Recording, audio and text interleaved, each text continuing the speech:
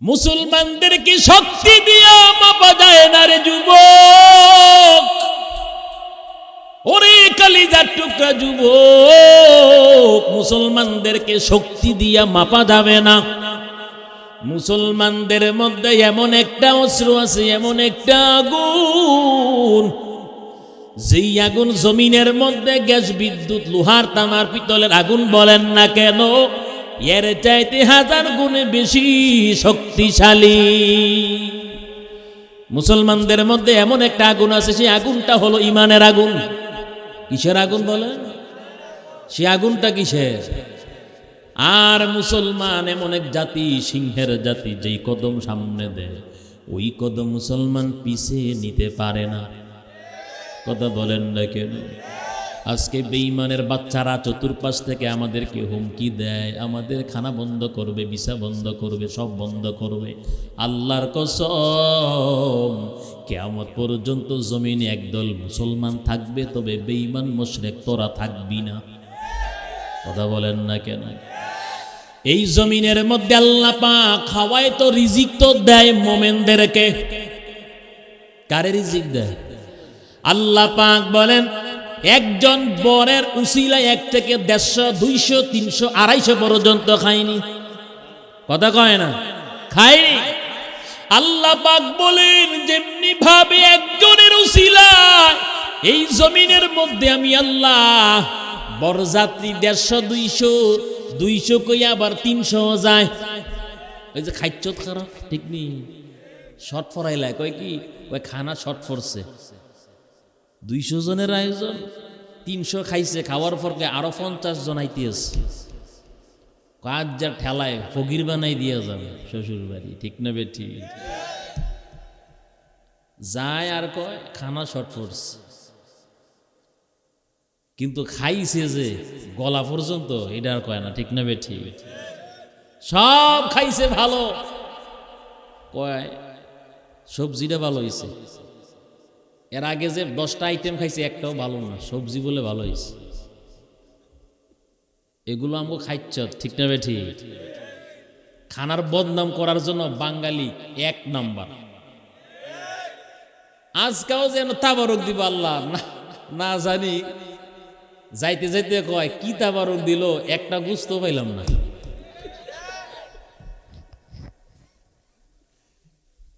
আল্লাহু আকবার।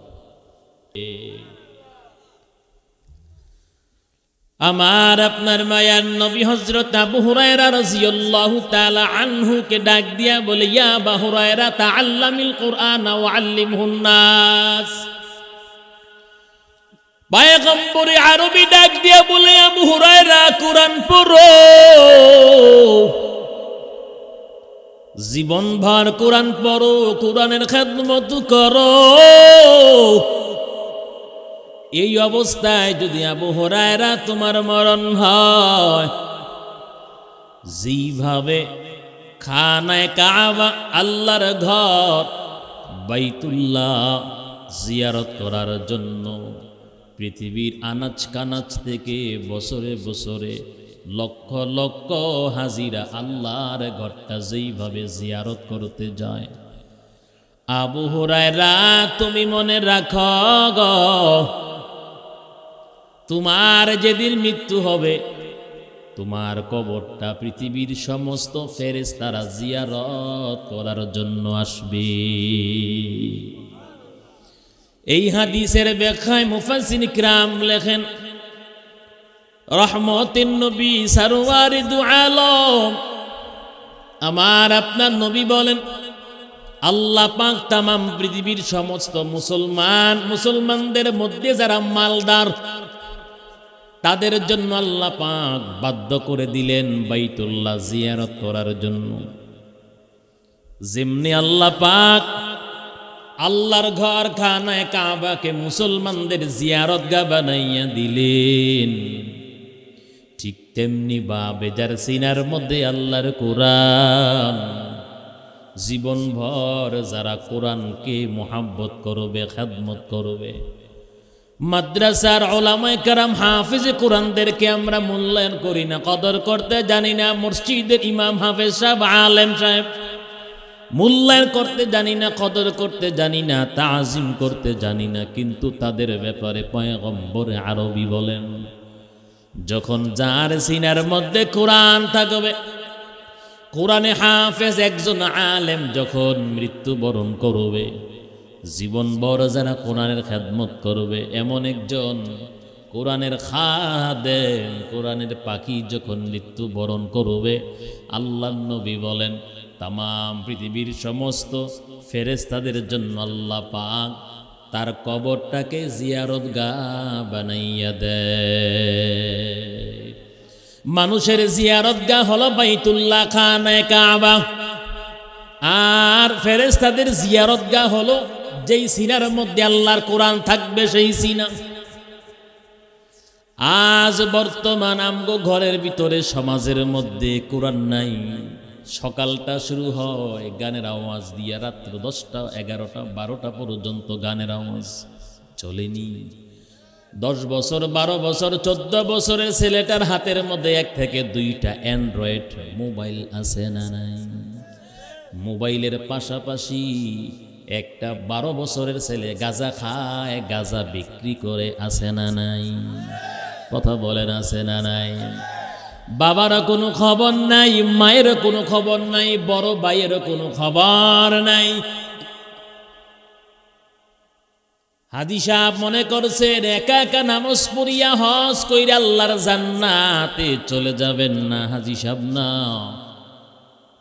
আপনার উপযুক্ত ছেলেটা নামাজ পড়ে না, আপনার উপযুক্ত মেয়েটা পর্দা করে না, আপনার স্ত্রী নামাজ পড়ে না, আপনার স্ত্রী পর্দা কইরা চলে না। হাজী সাহেব, আপনি যদি তাদের পিছনে মেহনত না করেন, চেষ্টা যদি না করেন, নামাজের পর্দার কোরআনের তাগিদ যদি না দেন, আমল করার জন্য যদি তাদের পিছনে আপনি মেহনত না করেন, আপনি যদি উদাসীন হয়ে যান, তাদেরকে তাদের মতন ছেড়ে দেন, আল্লাহর কসম আপনি কিন্তু আসামি হইয়া আল্লাহর কাঠগড়ায় দাঁড়াইতে হবে। ই কালামে জিন্দা কুরআনে হাকিম, হিকমতে উলা ইয়াজালস্তু কদিম, জামিউল ইলমি ফিল কুরআনে হাকিম, তাকাসর আনহু আফহামুর রিজালি, বখা কুরআন কালামুল্লাহ বশুনো, কদিমাস্তি কদিমাস্তি নুইনো। আমার আপনার মায়ার নবী বলেন, সন্তানকে কোরআন শিক্ষা দাও, আদব শিক্ষা দাও, শিষ্টাচার শিক্ষা দাও। সমাজের মধ্যে একটা সন্তান যদি আদব বলা হয়, সারা দিন 10টা মুরব্বির দোয়া নিয়ে ঘরের ভিতরে ঢুকে।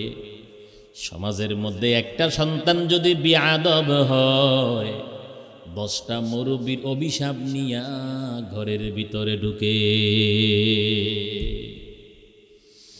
দেখবেন যেই সন্তানটার আদব ভাসে, শিক্ষা দীক্ষা ভালো, কোরআনের ছোঁয়া পাইছে, মাদ্রাসায় পড়ে অথবা স্কুল কলেজ ভার্সিটিতে পড়ে, আদবদার দেখবেন তার কথাবার্তা চলাফেরা একরকম। আর যেই ছেলেটা বেয়াদব হয়, তার কথাবার্তা চলাফেরা কিন্তু ভিন্ন আরেক রকম।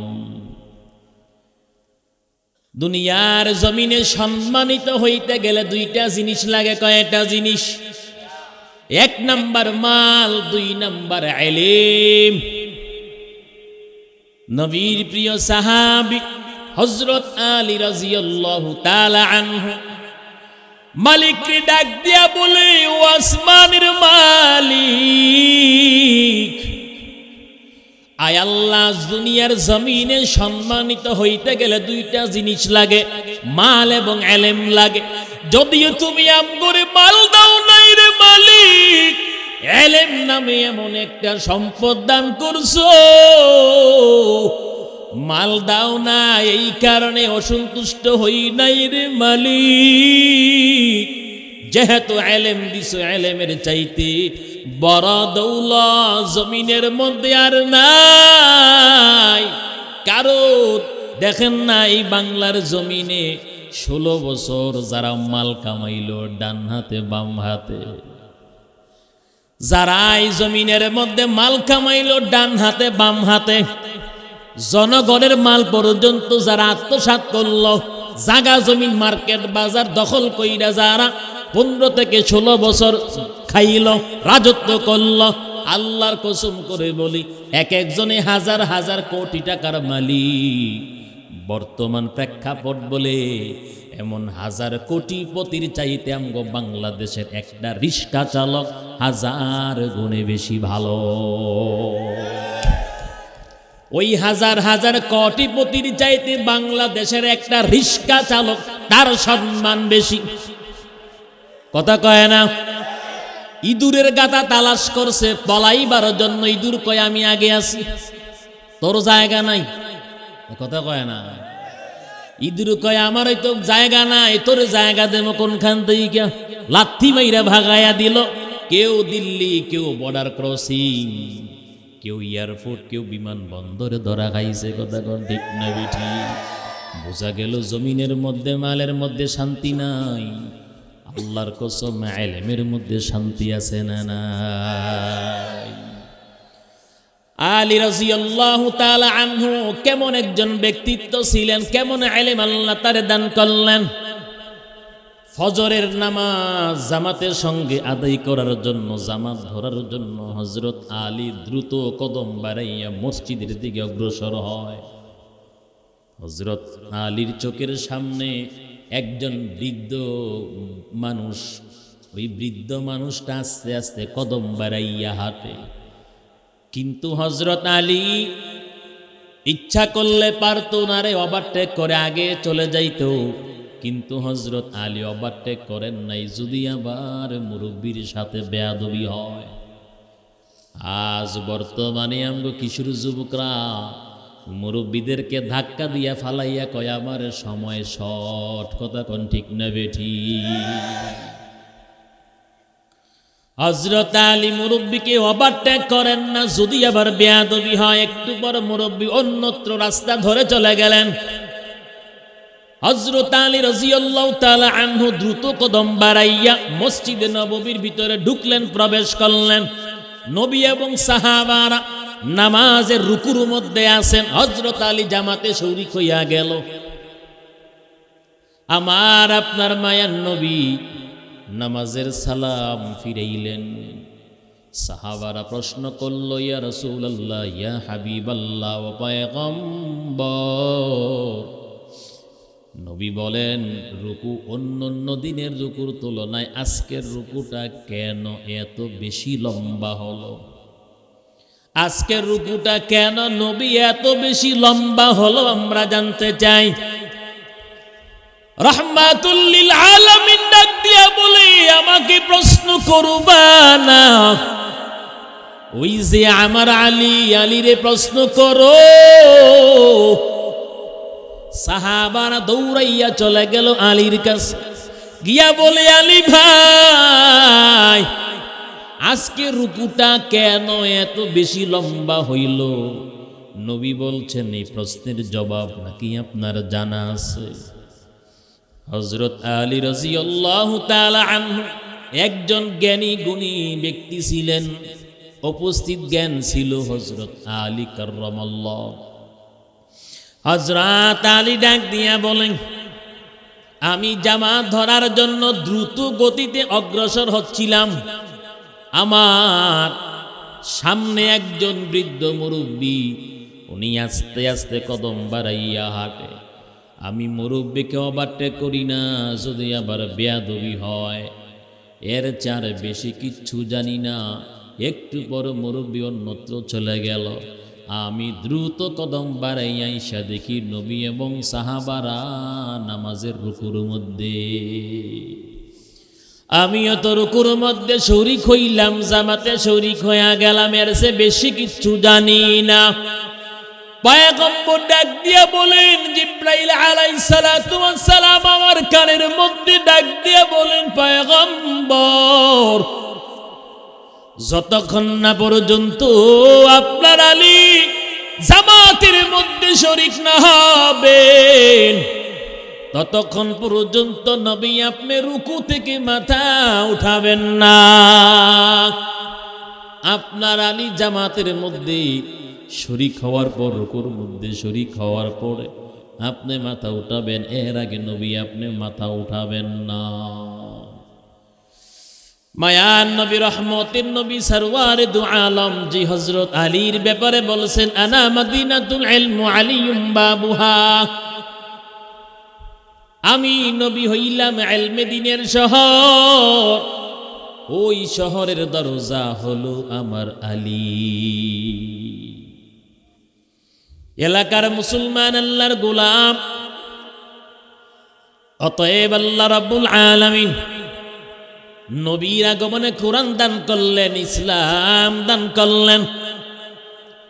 আজকে যদি সেই কোরআন আমি আর আপনি যদি কোরআনের হক আদায় না করি, যেহেতু কোরআন নাজিল হয়েছে তেলাওয়াত করার জন্য, পড়ার জন্য, কোরআনকে যদি পিছনে ফেলাইয়া দেয়, কোরআনের সামনে যদি বেয়াদবি করি, কোরআনের উপর যদি আমল ছেড়ে দেই, অবশ্যই এক জালেম থেকে আল্লাহ বাঁচাইলেও আর এক জালেমের হাতে আল্লাহ পাক আবার মাইর খাওয়াবে।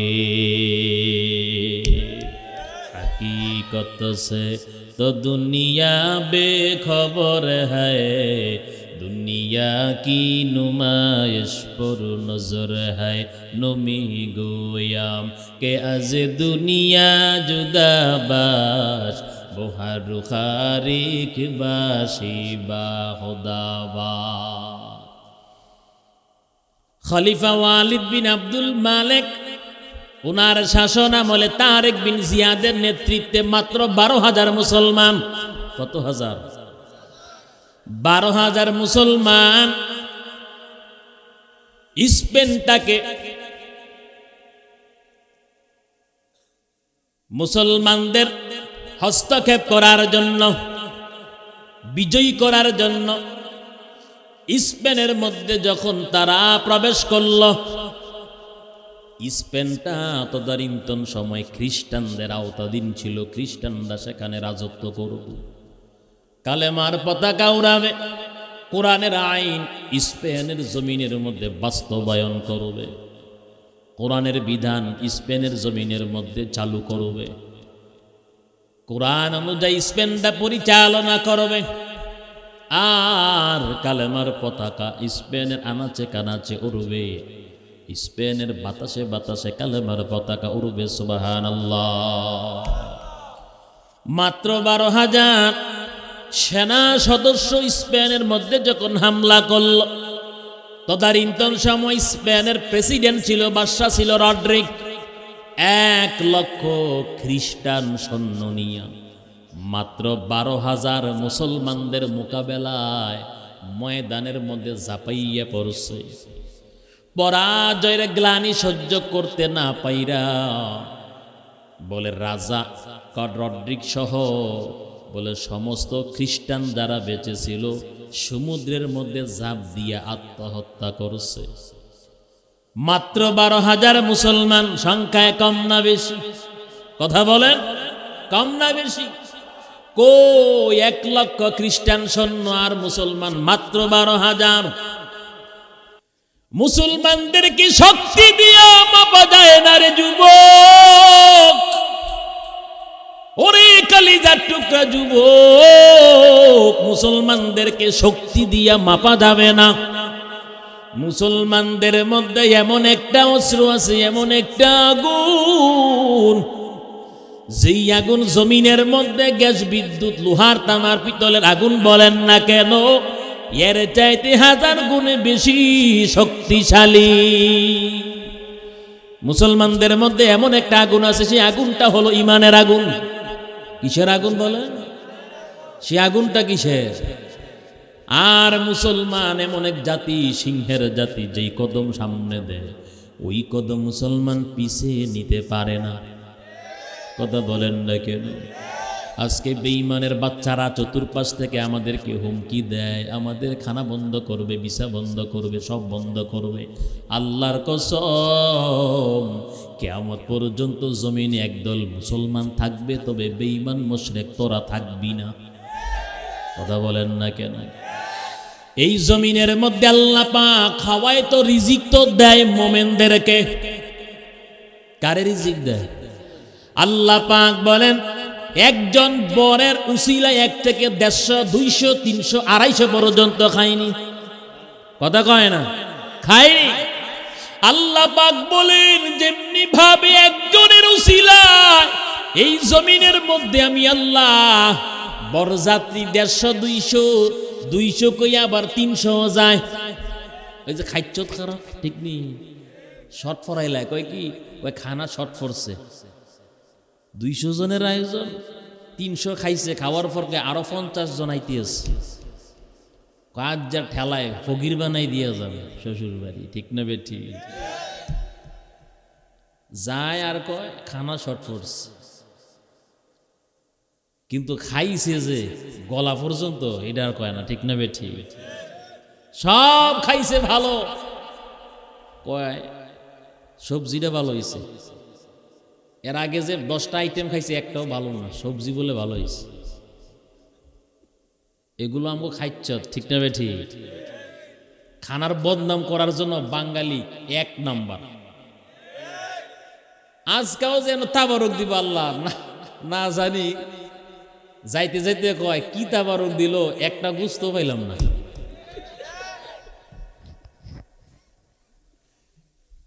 আল্লাহ খানার আইব ধরতে নাই, রিজিক। কথা কন, অমায়াত্তাকিল্লাহ ইয়াজআল লাহু মাখরাজা ওয়া ইয়ারযুকহু মিন হাইথু লা ইয়াহতাসিব ওয়া মান ইয়াতাওয়াক্কাল আলাল্লাহি ফাহুয়া হাসবুহ।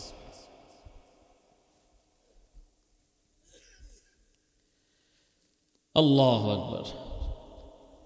আল্লাহ পাক বলেন একজন বরের উসিলায় 200, 250, 300 খায়। আমি আল্লাহ পাক জমিনের মধ্যে যেইভাবে একজন বরের উসিলায় 150, 200 জন মানুষ খাওয়ায়, জীবনও যাদেরকে চিনে নাই, রক্তের সম্পর্ক নাই, আত্মীয়তার কোনো বাঁধন নাই, বলে জীবনও দেখে নাই, এরপরও কত সম্মানের সাথে খাওয়ায়নি। কথা বলেন না কেন? আল্লাহ পাক ডাক দিয়া বলেন জমিনের মধ্যে যতদিন পর্যন্ত আমি আল্লাহকে আল্লাহ বলে ডাকার মতন একজন বান্দা থাকবে, ততদিন পর্যন্ত আমি আল্লাহ কিয়ামত দেব না। বেঈমানদেরকে আমি আল্লাহ ধ্বংস করব না, বেঈমানদেরকে আমি আল্লাহ খাওয়াইয়া যাব। যেদিন জমিনের মধ্যে আমি আল্লাহকে আল্লাহ বলে ডাকার মতন একজন বান্দা না থাকবে, সেদিন আমি আল্লাহ একটা বেঈমানকেও 1 ফোঁটা পানি খাওয়াবো না। সাথে সাথে আমি আল্লাহ জমিনকে কিয়ামত দিয়ে ধ্বংস করব। বেজাতি বেঈমানেরা তো জানে না আমগো উসিলায় আল্লাহ পাক তাদেরকে খাওয়ায়। ওরে বেঈমানের দল, কাকের জ্ঞান যদি মাথার মধ্যে থাকতো রে বেঈমানের দল, আল্লাহ যদি কিঞ্চিত পরিমাণ জ্ঞান তো মাথার মধ্যে দিতে, অবশ্যই চিন্তা করুক। কোরআন তো বরস নাই। আল্লাহ পাক বলেন মোমেনের জন্য জমিনের মধ্যে আমি আল্লাহ রিজিক পাঠাই, তাও তো মোমেন খায় ফরমালিন যুক্ত। ওরে বেঈমান তো করে আল্লাহ খাওয়ায় ফরমালিন মুক্ত। কথা কোন ঠিক না বেঠি? মোমেনের জন্য আল্লাহ পাক রিজিক পাঠায়, মোমেন খায় ফরমালিন যুক্ত, রে বেঈমান তো করে আল্লাহ খাওয়ায় ফরমালিন মুক্ত। আমার আল্লাহর দরবারে শুকরিয়া আদায় করে মুমিন, আল্লাহ রাব্বুল আলামিন জাম করে কোরআন দিল, মুসলমান বানাইল, মুসলমানের ঘরে পাঠাইল। আল্লাহ না করুন যদি কপাল খারাপ হইতো, আর যদি বেঈমানের বাচ্চার ঘরের মধ্যে যদি আমারে আপনারে পাঠাইতো, মৃত্যুর পর সারা জীবনের জন্য জাহান্নামের মধ্যে আযাব ভোগ করতাম। মুসলমান এমন এক জাতি, মাত্র 12,000 মুসলমান স্পেনটা যখন তারা বিজয় করল, একাধারে মুসলমান স্পেনটা শাসন করলো 800 বছর। কয় শত বছর? 800 বছর স্পেনটা মুসলমান রাজত্ব করলো একাধারে। স্পেনের রাজধানী কর্ডোবায় মুসলমানরা একটা জাতীয় মসজিদ নির্মাণ করলো। সেই মসজিদের মধ্যে পিলারের খুঁটির সংখ্যা হলো 1417টা। 1417টি খুঁটি ছিল ওই মসজিদের, পিলার ছিল 1417টি। শুধু তাই নয়, একাধারে সেই মসজিদের মধ্যে 1 লক্ষ মুসলমান জামাতে নামাজ আদায় করতে পারত। যেই মসজিদের মধ্যে একসাথে 1 লক্ষ মুসলমান আল্লাহকে সাজদা দিতে পারত। মুসলমানদের কপাল খারাপ, 2 রাকাত নফল পড়ার মতো না সেখানে কেউ নাই। 2 রাকাত নফল পড়ার মতন সেইখানে আজকে কেউ নেই। যখন মুসলমানরা দুনিয়ার প্রতি আকৃষ্ট হয়ে গেল, পরকালকে ভুলে গেল, পরকালের তুলনায় দুনিয়াকে যখন প্রাধান্য দেওয়া আরম্ভ করলো, মৃত্যুকে যখন অপছন্দ করা আরম্ভ করছে, আল্লাহ পাক বলে বাদশাহ ফার্নিটেড রানী ইসাবিলা বলে তাদের মাধ্যমে বেঈমানদের চক্রান্তের শিকার হইয়া সেদিন 7 লক্ষ মুসলমানদেরকে ওই জাতীয় মসজিদের ভিতরে ঢুকাইয়া বাহির দিক দিয়া তালা দিয়া আগুনে পুড়াইয়া দগ্ধ করলো, তাদেরকে শহীদ করলো।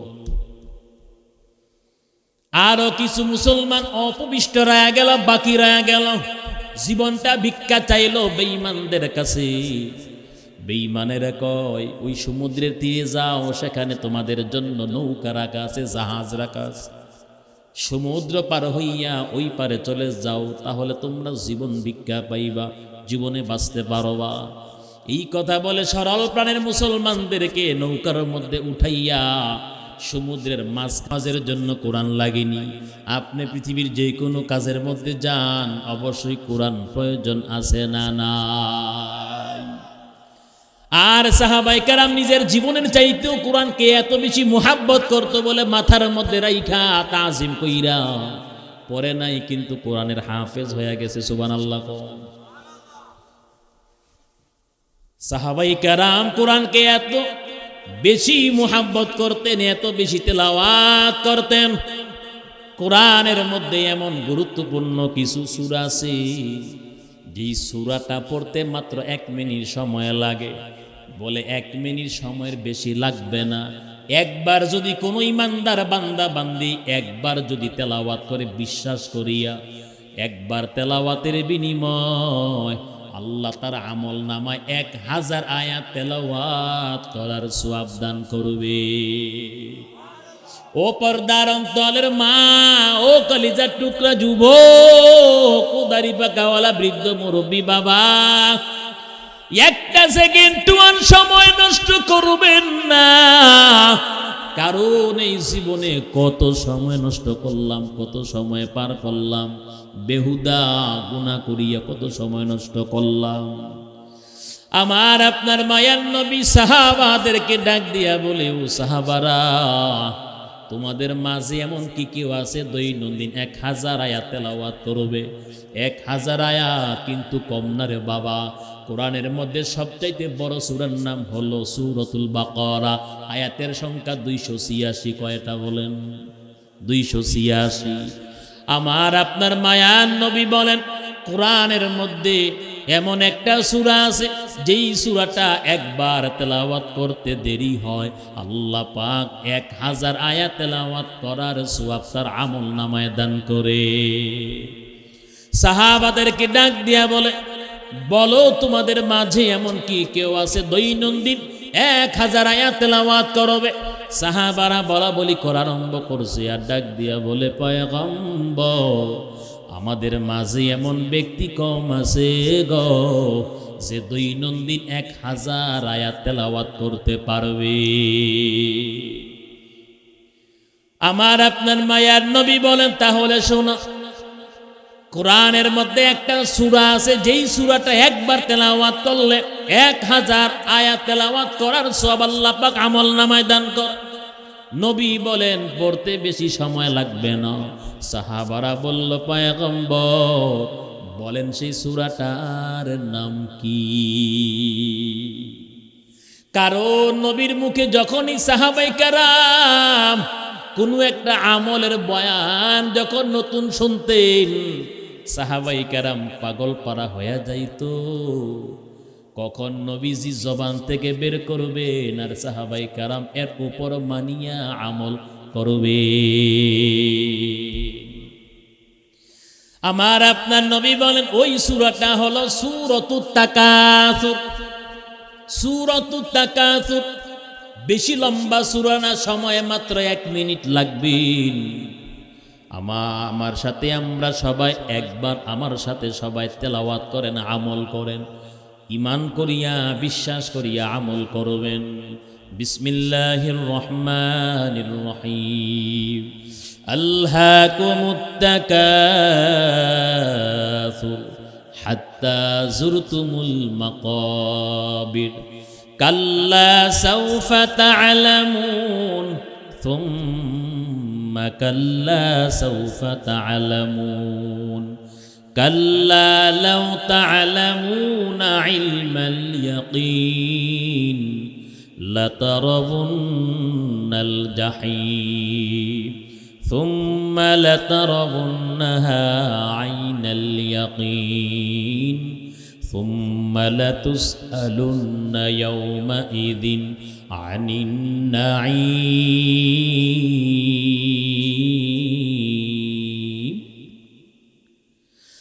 বলেন তো 1 মিনিটও সময় লাগে নাই, সওয়াব কি পরিমাণ! বাসায় গিয়া অবসর সময় মোবাইলটা নিয়ে ক্যালকুলেটর হাতের মধ্যে নিয়ে একটু হিসাব করবেন। প্রত্যেকটা হরফের বিনিময় আল্লাহ পাক 10টা সওয়াব দিবেন। কয়টা সওয়াব? প্রত্যেকটা হরফের বিনিময়ে 10টা সওয়াব আল্লাহ পাক দান করবেন। তাহলে 1000 আয়াত, 1000 আয়াতের মধ্যে কয়টা হরফ, কয়টা অক্ষর? আমার মনে হয় না কেউ হিসাব শেষ করতে পারবে।